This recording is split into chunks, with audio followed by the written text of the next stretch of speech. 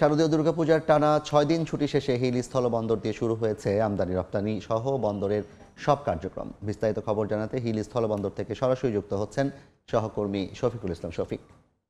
শফিক। ছুটি শেষে আজ সকাল থেকে বন্দরে কার্যক্রম শুরু হয়েছে। এখানে যেহেতু টানা ৬ দিন বন্ধ ছিল, বন্ধ থাকার পরে আজকে সকাল থেকেই সিএনএফ এজেন্ট এবং কাস্টম কর্মকর্তা তারা ইতিমধ্যে ব্যবসা আমরা দেখেছি যে কাস্টমস অফিসে তারা তাদের বিলোপিনি দাখিল করতে দেখেছি। তারা বিলোপিনি দাখিল করছে। কাস্টম কর্মকর্তা কর্মচারীরা তারা কিন্তু ইতিমধ্যে তাদের যে আমদানিকৃত পণ্যের শুল্কায়ন পরীক্ষণ যে কাজগুলো আছে তারা কিন্তু ইতিমধ্যে আমরা কাজ তারা শুরু করেছে।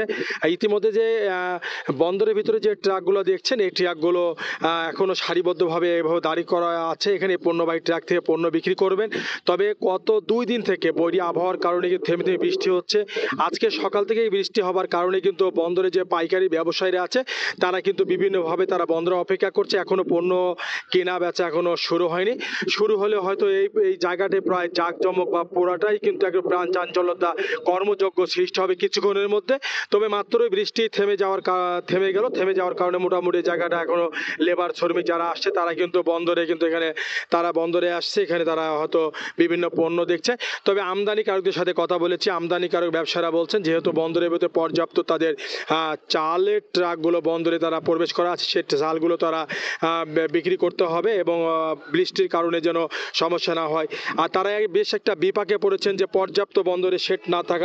বন্দরে পর্যাপ্ত শেড না থাকার কারণেই কিন্তু তারা বেশ একটা বিপাকে পড়ছেন। তো ব্যবসায়ীরা বলছেন যে এখান থেকে তাদের যে পণ্যবাহী যে চাল বোঝার ট্রাকগুলো আছে তাদেরকে ট্রাক থেকে বিক্রি করার কারণেই কিন্তু হয়তো বৃষ্টি থামার কারণে তাদেরকে কিছু সমস্যা পড়তে হচ্ছে তারা জানিয়েছেন।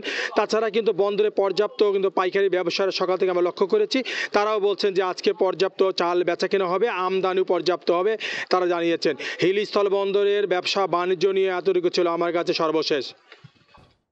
সরাসরি যুক্ত ছিলাম হিল স্থলবন্দর থেকে।